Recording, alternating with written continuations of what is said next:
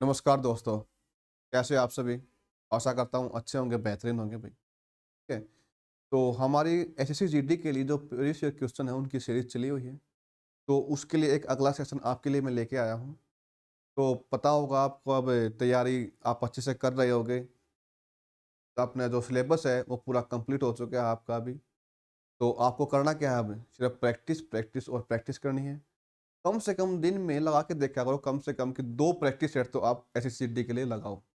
और उसमें चेक करो कितने मेरे मार्क्स बन रहे हैं, और मार्क्स बनने के बाद कहाँ-कहाँ मेरी कमियाँ हैं, उन कमियों को देखना है, उसको कमियों को देखकर उनको दूर करने का काम करना है। और उसके बाद नया कुछ नहीं पढ़ना है भई अभी, ठीक है? जो पढ़ लिया आपने अब तक है, उसका सिर्फ क्या करना है, रिवीजन, रिवीजन और रिवीजन करना है। जितना हो सके मैक्सिमम से मैक्सिमम प्रैक्टिस सेट लगाओ, ठीक है? तो प्रैक्टिस सेट हम कर रहे हैं। हमारी अगली सीरीज़ है आपके सामने। शुरू करते हैं भई, क्वेश्चन नंबर से 1 से। Sitara Devi was famous for which of the following classical dance? Sitara Devi महिला है, वो पूछ रहा है इनमें से कौन से शास्त्रीय नृत्य शैली से प्रसिद्ध थी भाई वो? क्या वो भरतनाट्यम से थी, कथक से थी, कथकली या मणिपुरी? तो इसका राइट आंसर तो हमारा क्या होगा? जो सितारा देवी है वो किससे है भाई? कथक भाई। इसने क्या कह दिया? शास्त्रीय नृत्य भाई, क्लासिकल डांस। शास्त्रीय नृत्य, क्लासिकल डांस है। आपको इसके बारे में बता दूं मैं, तो भारत के अंदर कुल 8 तो क्या है भाई? क्लासिकल डांस है भाई। सभी की इन्फॉर्मेशन बताता हूँ आपको भाई। नंबर 1 पर चलो यही बता देता हूँ भाई। 4 तो हमारी ये हो ही गई भाई। नंबर 1 भरतनाट्यम। भरतनाट्यम कहाँ का है? भरतनाट्यम है तमिलनाडु का। कथक, कथक किस राज्य का है? उत्तर प्रदेश का। कथकली केरल। भाई इसमें कंफ्यूज नहीं होना है, कथक और कथकली के अंदर भाई। कथक और कथकली के अंदर कभी कंफ्यूज नहीं होना है। कथक तो हमारा कहाँ का है? यूपी का। और कथकली कहाँ का है? केरल का। मणिपुरी इसके नाम के अंदर ही है भाई। कहाँ का है? मणिपुर का। 4 हो गई भाई, मैं बताता हूँ next. Number 5 Mohiniyattam. Number 5 Mohiniyattam. Mohiniyattam कहाँ का है? तो ये भी भाई केरल का है। मोहिनी अट्टम भाई केरल का है, ठीक है? शास्त्रीय नृत्य मोहिनी अट्टम के बाद नंबर 6 पे बात करता हूँ मैं, कुचिपुड़ी। कुचिपुड़ी कहाँ का है? आंध्र प्रदेश। नंबर 7 सतरिया। सतरिया कहाँ का है? असम का। और नंबर 8 ये कौन सा रह गया भाई? ओडिसी। ओडिसी ये कहाँ का है? उड़ीसा का भी। तो कुल भारत के अंदर कितने क्लासिकल डांस हैं, शास्त्रीय नृत्य हैं? 8 हैं। 8 के 8 मैंने आपको दिया है। सितारा देवी है का संबंध किस शास्त्रीय संगीत से है? कथक से, जो किस राज्य का है? उत्तर प्रदेश का, यूपी का है भाई, ठीक है? नेक्स्ट क्वेश्चन ये है विस्तार। What is the share of India in the world water resources? देखो भाई, India trail the world in water availability भाई। पानी के मामले में बताता हूँ मैं सारी सारी information. 4% share of resources of water. पूरे विश्व का कितने परसेंट है? 4% पानी का क्या करता है? यूज करता है। उसके बाद ये है भाई रैंक इन वाटर अवेलेबिलिटी, यानी कि भारत के अंदर है पानी का जो रैंक है, वह कितना पानी अवेलेबल है भारत के अंदर है, उसको रैंक दी गई है। तो भारत की रैंक कितनी है? तो 32वीं रैंक है। और मैं बात करता हूँ तो वाटर की जो क्वालिटी है उस पर रैंक भारत की कितनी है? 122 में। Water quality 122। वाटर अवेलेबिलिटी कितना अवेलेबल है उसमें रैंक है 132 में। जो इंडिया है, भारत है, वो पूरे विश्व की 17% पॉपुलेशन को शेयर करता है, या फिर कह सकते हैं इसको में कि भारत के पूरे विश्व के अंदर मैं बात करूं तो 17% पॉपुलेशन भारत के अंदर रहती है। उसके बाद क्या कह रहा है ये? 1545 cubic metre per capita availability, यानी ये कह रहे हैं 1500 क्यूबिक मीटर जो पानी है, एक पर कैपिटा अवेलेबिलिटी, एक इंसान के पास भारत के अंदर इतनी उसकी अवेलेबिलिटी है, इतना पानी इसके लिए अवेलेबल है भारत के अंदर। 2.4% शेयर ऑफ ग्लोबल एरिया, पूरे विश्व का क्षेत्रफल के हिसाब से तो भारत के पास है कितना क्षेत्रफल है? 2.4। क्षेत्रफल तो कुल कितना है? 2.4, लेकिन जनसंख्या रहती कितनी पूरे विश्व के हिसाब से? 17%। ठीक है, तो ये सारे इंफॉर्मेशन मैंने बता दिया आपको। देखते हैं क्या कह रहा है ये। विश्व के जल संसाधनों में भारत का हिस्सा कितना है भाई? अभी बता दिया भाई कितना है, 4% है भारत का। Next question, who inaugurated the new दरबार हॉल एट राजभवन इन मालाबार हिल्स, मुंबई, इन फरवरी 2022? फरवरी 2022 में मुंबई के मालाबार हिल में राजभवन में नए दरबार हॉल का उद्घाटन किसने किया है? वो किसने किया है भाई? वो राष्ट्रपति उस समय का श्री रामनाथ कोविंद ने किया। देख लो, ये उद्घाटन कर रखा रामनाथ कोविंद ने किया था, साथ में उद्धव ठाकरे भी थे यहाँ पर भी। द सुंग dynasty was established by the home of the following ruler, सुंग वंश की स्थापना किसके द्वारा की गई थी? ये पूछा, बिल्कुल सिंपल सा प्रश्न है। अगर आपको पता हो तो जवाब दो। क्या वो सुमित्र था, अग्निमित्र, वज्रमित्र या पुष्यमित्र? तो सुंग वंश की स्थापना किसने की थी? पुष्यमित्र सुंग ने की थी। इसने स्थापना कैसे की थी? तो इसने स्थापना की थी जो मौर्य वंश था,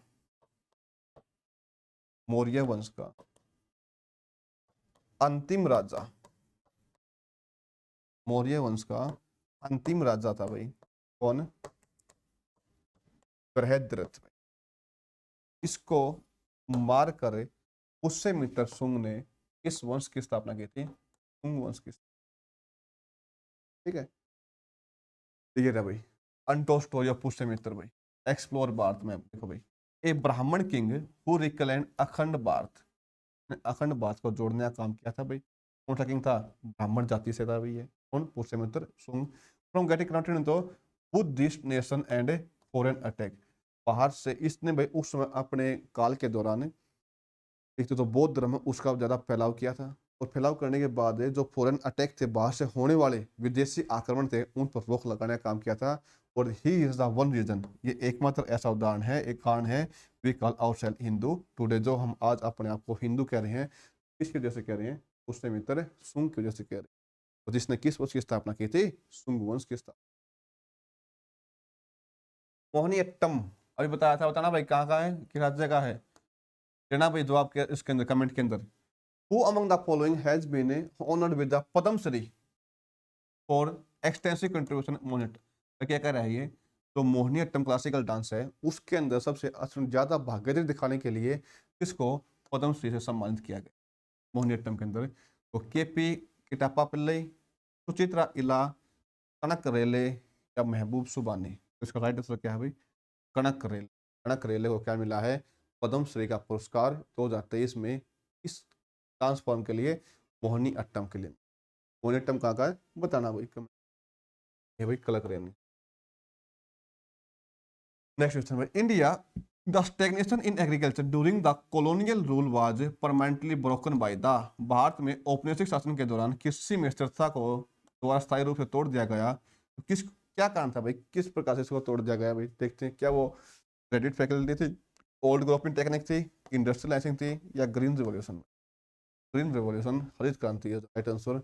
और हरित क्रांति को मैंने इतनी बार बता लिया है, लगभग जितनी भी हमारे पीछे की जो वीडियो पड़ी हुई हैं ऐसी सी चीटी की प्रीवियस ईयर क्वेश्चन सीरीज जो चली हुई है, उसमें मैंने इसको अच्छे तरीके से एक्सप्लेन कर रखा है। राइट आंसर क्या होगा भाई? Green revolution. अगर कोई देखना था इसके बारे में तो देख सकता है भैया। As of November 2022 Basavaraj Bommai is the chief minister of state of, क्या कह रहा है भाई? तो बसवराज बोम्मई है, बसवराज बोम्मई 2022 में किस राज्य के मंत्री? एक काम करते हैं भाई, मैं इसका आंसर नहीं बताता, तो चारों हैं, इन चारों के चारों के मेरे को आंसर चाहिए कमेंट बॉक्स के अंदर। बिल्कुल आसान सवाल, बिल्कुल आराम से दे सकते हैं भाई कि किस राज्य का मुख्यमंत्री कौन है भाई। कमेंट सेक्शन में अगर नहीं बताया तो कल आके मैं इसको जरूर बताऊंगा अगली वीडियो के अंदर, कौन कौन से राज्य हैं, सीएम और गवर्नर बता दूंगा साथ साथ में, और बताओ। ठीक है, लेकिन जवाब देना पहले अपने आप। Next question, in Andhra Pradesh who is the chairman of the estate business advisory committee भाई? आंध्र प्रदेश के अंदर है स्टेट बिजनेस एडवाइजरी कमेटी है, उसका चेयरमैन कौन है? आंध्र प्रदेश में राज्य व्यापार सलाहकार समिति का अध्यक्ष क्या राज्य का राज्यपाल है, राज्य का वित्त मंत्री है, राज्य विधानमंडल के अध्यक्ष हैं, या राज्य का मुख्य? भाई इसको बताता हूं मैं। भाई ये आंध्र प्रदेश नहीं, किसी भी राज्य के अंदर है स्टेट बिजनेस एडवाइजरी जो कमेटी है उसका चेयरमैन हमेशा क्या होता है? उसी राज्य का स्पीकर है होता है। क्या आंसर का हमारा स्पीकर ऑफ द स्टेट राज्य विधानमंडल जो अध्यक्ष हैं वो होगा भाई इसका चेयरमैन। अगर इसको मैं कंपेरिजन करूं कहां पर है? अपने कंट्री के अंदर, देश के अंदर है, या फिर कह सकते हो यहाँ पे, ये तो कहां पर हो गया? स्टेट लेजिस्लेचर के अंदर। मैं बात करता हूँ लोकसभा के अंदर। तो लोकसभा है उसके अंदर भी chairman of business advisory committee है, उसका कौन होगा हमेशा? Speaker of the Lok Sabha. Speaker of the Lok Sabha से क्या होता है हमेशा? चेयरमैन हो।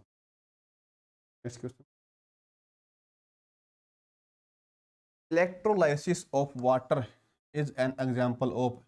पानी का इलेक्ट्रोलाइसिस किसका उदाहरण है? कौन सी रिएक्शन होती है भाई जब इलेक्ट्रोलाइसिस हो? पता ना भाई। डिस्प्लेसमेंट विस्थापन प्रक्रिया, डिकम्पोजिशन अपघटन प्रक्रिया, कॉम्बिनेशन रिएक्शन संयोजन प्रतिक्रिया, डबल डिस्प्लेसमेंट रिएक्शन है दोहरा विस्थापन प्रतिक्रिया।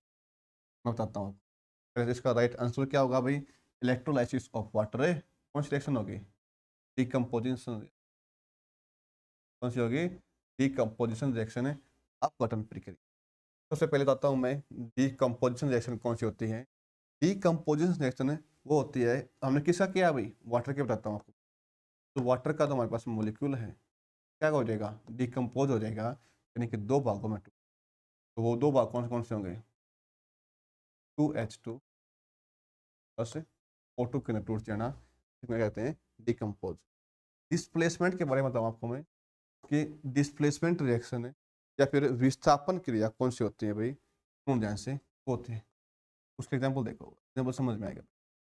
Mg प्लस 2HCl मैग्नीशियम और हाइड्रोजन क्लोराइड की हम रिएक्शन कराते हैं तो प्रोडक्ट हमारा क्या बनेगा? MgCl2 plus H2। इसमें कुछ दिखाई दिया आपको?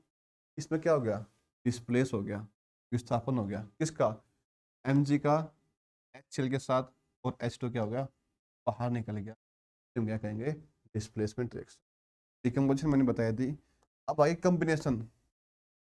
कॉम्बिनेशन क्या होता है भाई? दोनों का कंबाइन होना। तो कंबाइन होने के लिए वो कौन सी रिएक्शन होगी? सुनो ध्यान से भाई, कोई भी नॉर्मल ले लो भाई। कंबाइन हो गया, कार्बन प्लस O2 क्या बना लिया? O2 बना लिया। कौन सी combination reaction? Double displacement reaction, यानी कि दोहरा विस्थापन। एक तो मैंने आपको डिस्प्लेसमेंट रिएक्शन बता दी, लेकिन इसमें क्या करें आपको? दोहरा विस्थापन कौन सा होगा भाई? दोहरा विस्थापन सुनो क्या होगा, इसका एग्जांपल देखो। AgNO3 अगर हमें सिल्वर नाइट्रेट की रिएक्शन कराते हैं किसके साथ? सोडियम क्लोराइड के साथ, नमक के साथ, तो कौन किसके साथ लिया जाएगा? Silver chloride plus sodium nitrate. अलग अलग दोनों आपस में क्या डिस्प्लेस हो गए, डिस्प्लेस। नेक्स्ट क्वेश्चन देखो, ये है भाई इलेक्ट्रोलाइसिस ऑफ वाटर। देखो पता है आपको मैंने क्या हो गया? निकल गया, क्या निकल गया वाटर से? ये होता है electrolysis solution of water. That part of agriculture produce which is sold by farmer in the market is called surplus। कृषि उपज का वह भाग जो किसान बाजार में बेचते हैं अधिशेष कहलाता। क्या कहलाता है? बाजार में बेचेगा क्या है? बाजार है, मार्केट है, क्या कहलाएगा? सीधा आंसर है। In cricketer, when the ball bowled as per the rules passes the batsman without touching the bat or batsman and runs are scored on that ball, then they are considered as run। सभी को पता होगा भाई, क्या कह रहे हैं भाई? क्रिकेट के नियमों के अनुसार फेंकी गई गेंद, एक गेंद फेंकी, वो बल्लेबाज या बल्लेबाज, जो बल्लेबाज है उसका बल्ला या उसको बल्लेबाज को बिना छुए पास से गुजर गई और उस गेंद पर क्या हो गया? रन बना लिया, तो वो क्या माना जाएगा? एक्स्ट्रा माना जाएगा, एक्स्ट्रा नहीं है, वो लेग बाई होगा या बाई होगा भाई, बताओ इसका आंसर हमारा क्या होगा, बाई होगा। लेग बाई कब होता है, अगर लेग को पैर करके टच करके अगर निकल जाती है, लेग बाई होता है। नेक्स्ट क्वेश्चन भाई, वाइड बॉल पता ही होगा, तो बिल्कुल जो लाइन होती है उस साइड हो जाती है। एलपीडब्ल्यू पता ही है आपको, एलपीडब्ल्यू जब बॉल आके टकरा जाती है बैट भी ना लगकर, एलपीडब्ल्यू होता है। नेक्स्ट भाई, per capita income represents the average income earn by one person of that country. प्रति व्यक्ति आय उस देश के एक व्यक्ति द्वारा अर्जित औसत आय को दर्शाती है, क्या कहलाती है भाई, किसकी बात हो रही है, इनकम की बात हो रही है, क्या होगा, इनकम हो जाएगा आंसर भाई। Per capita income represents the average income of, तो भाई क्या होता है पर कैपिटा इनकम, क्या होता है ये समझ में। पर कैपिटा इनकम हम कैसे निकालते हैं इसके बारे में बताता हूँ आपको भाई। Per capita income, per capita income कैसे निकालेंगे, नेशनल इनकम, राष्ट्रीय आय, कि पूरे देश की इनकम कितनी हुई है अपॉन उस देश की जो टोटल पॉपुलेशन है, अगर हम उसको डिवाइड कर देंगे तो हमारे पास क्या निकल जाएगा, पर कैपिटा इनकम है। इसको कहते हैं हिंदी के अंदर हमें प्रति व्यक्ति आय, प्रति व्यक्ति आय।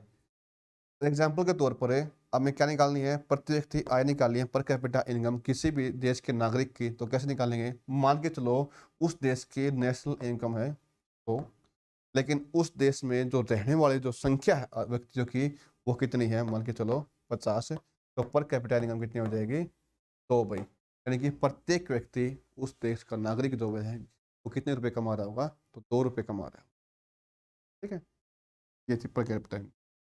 नेक्स्ट क्वेश्चन भाई,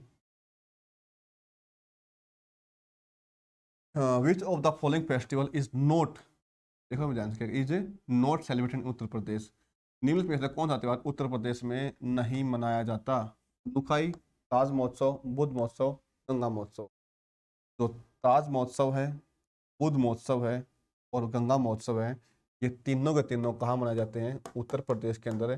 लेकिन जो कौन सा है नोखाई महोत्सव है वो कहाँ मनाया जाता है, कहाँ का त्यौहार है उड़ीसा का, नोखाई है उड़ीसा का, तो is the right answer.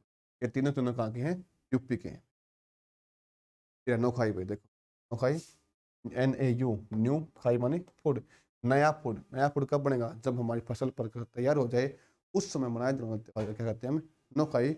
The greatest harvesting festival in Orissa, तो कहाँ मनाया जाता है ये, उड़ीसा के अंदर मनाया जाता है। Decathlon, how many events are there in decathlon, decathlon में कितनी स्पर्धाएं होती हैं, डिकैथलन, डेका माने 10, कितनी होंगी, क्या था, ये रही भाई देखो, 1 2 3 4 5 6 7 8 9 10, ये 10 स्पर्धाएं होती हैं डेकाथलन के अंदर। Which of the following liquids has the highest surface tension, निम्नलिखित में से किस तरल का पृष्ठ तनाव सबसे अधिक होता है, तो पृष्ठ तनाव या फिर कह सकते हैं आप सरफेस टेंशन है सबसे ज्यादा किसकी होगी भाई, वाटर की। सरफेस टेंशन है सबसे ज्यादा किसकी होगी, वाटर की होगी। यहाँ से मैं आपको बता दूं एक क्वेश्चन और आता है कि पानी की जो बूंद है, पानी की जो बूंद है वो कैसी होती है, गोलाकार होती है, पानी की बूंदें कैसी होती है, गोलाकार। ये किसकी वजह से होती है, तो होती है हमेशा सरफेस टेंशन की वजह, पृष्ठ तनाव की। समझाता हूँ आपको क्या होता है सरफेस टेंशन है, पृष्ठ तनाव। देखो भाई ये रही पानी की बूंद हमेशा कैसी होगी, गोलाकार अवस्था में पाई जाएगी due to surface tension. Surface सतह, टेंशन माने टेंशन हो जाना भाई, किसी भी सतह पर लगने वाला बल को क्या कहते हैं हमें, सरफेस टेंशन कहते हैं। ये वाटर के मॉलिक्यूल है, इसके चारों तरफ क्या लगे हुए हैं, सभी के सभी मॉलिक्यूल अपने चारों दिशाओं में क्या लगा रहे हैं, फोर्स लगा रहे हैं।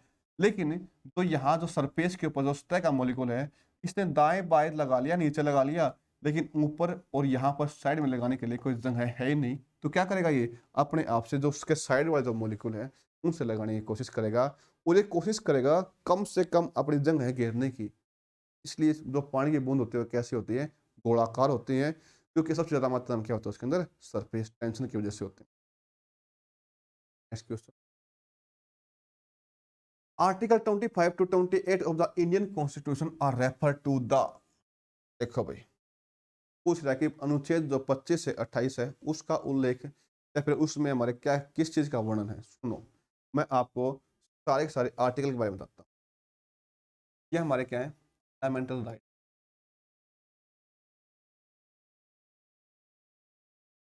फंडामेंटल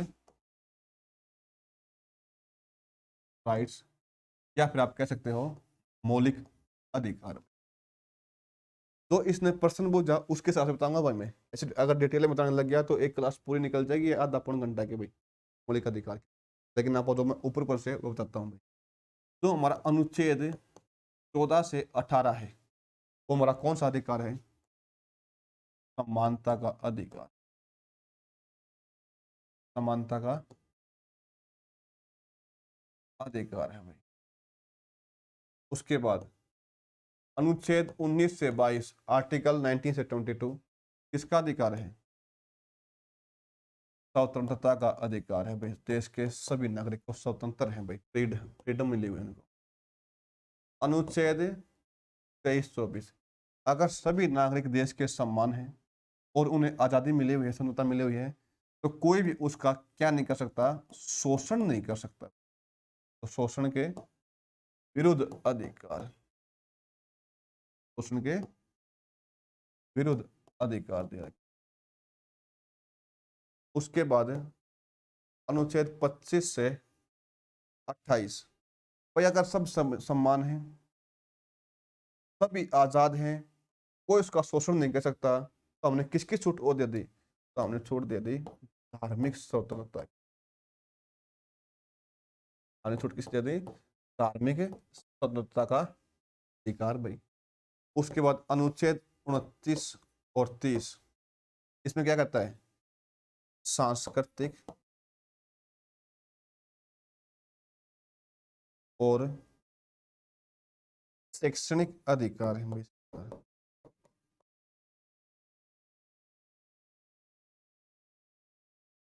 सांस्कृतिक और शैक्षणिक अधिकार। 30 के बाद अनुच्छेद 31, यह था संपत्ति का अधिकार। क्या था भाई, संपत्ति का अधिकार था, लेकिन अब मौलिक अधिकार नहीं रहा, इसको हटा दिया गया। और इसको हटा कर किसमें डाल दिया, अनुच्छेद 300A। तो कौन से अधिकार अधिकार हैं, वो हमारे कानूनी अधिकार के अंदर डाल दिया, राइट टू प्रॉपर्टी। 31 नहीं रहा, कौन सा गया, अनुच्छेद 32 है, ये हमारा क्या है, संवैधानिक उपचारों का अधिकार,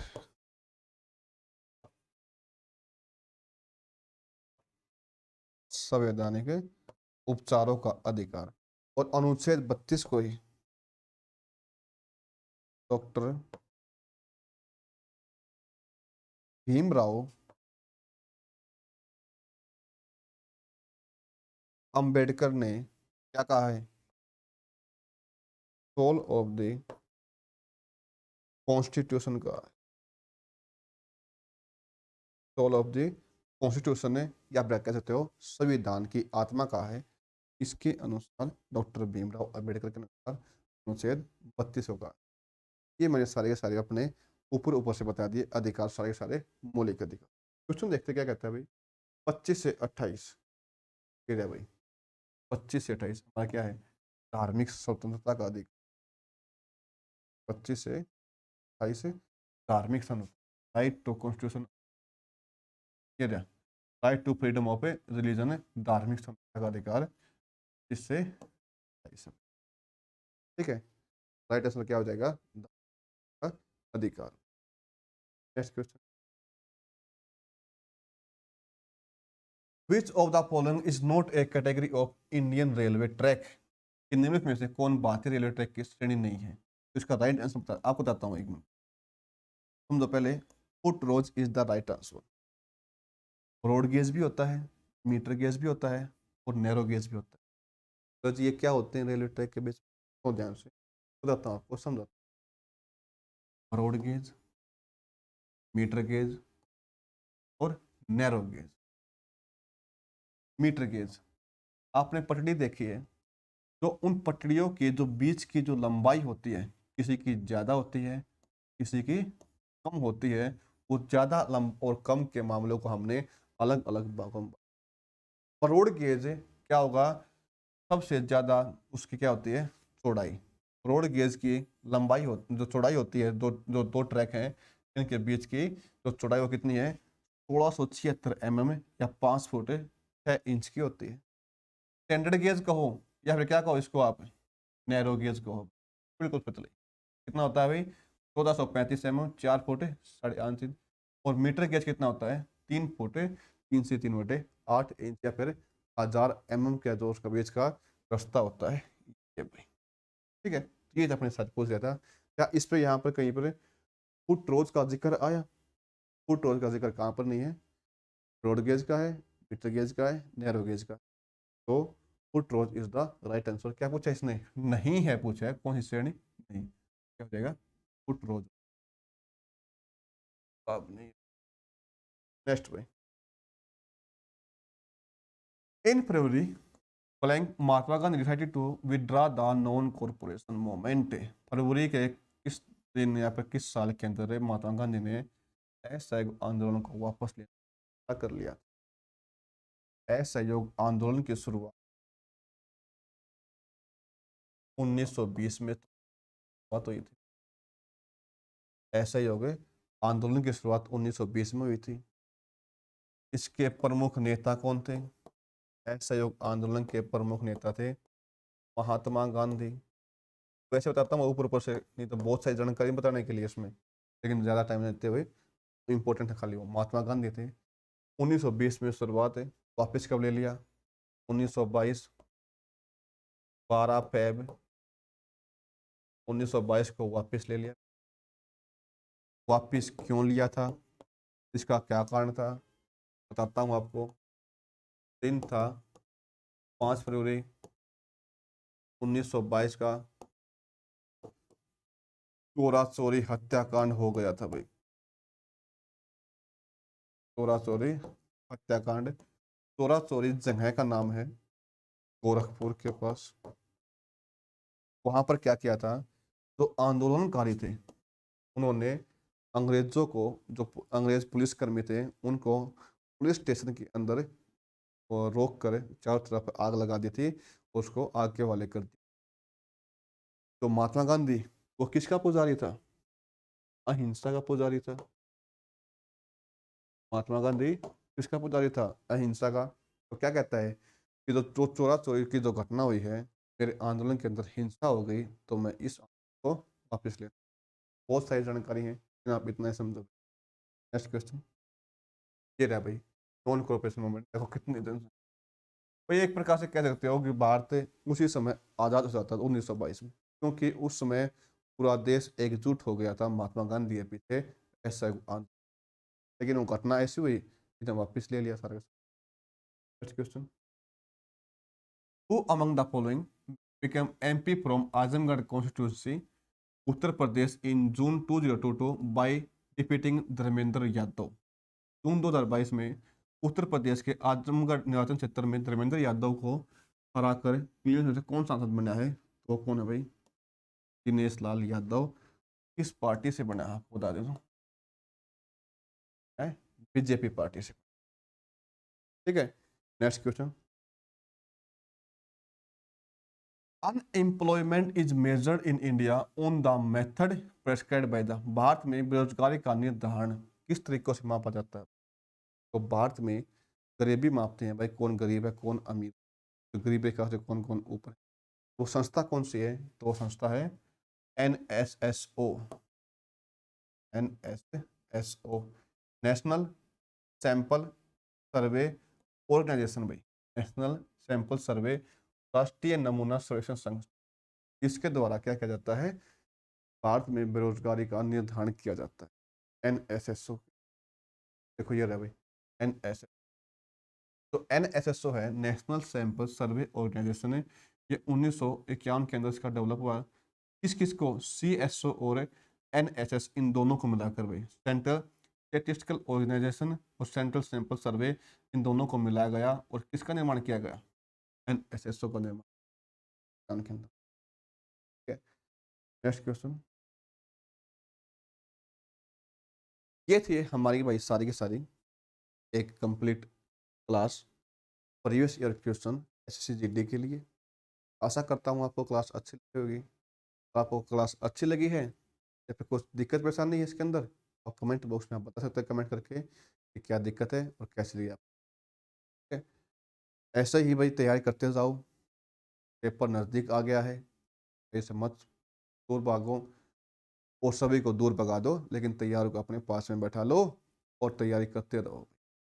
रोज के 2 प्रैक्टिस सेट लगा, क्या बहुत ज़रूरी है अगर आपको सिलेक्शन ले। तो आज की वीडियो में इतना ही पढ़ेंगे हम। वीडियो देखने के लिए आपका बहुत बहुत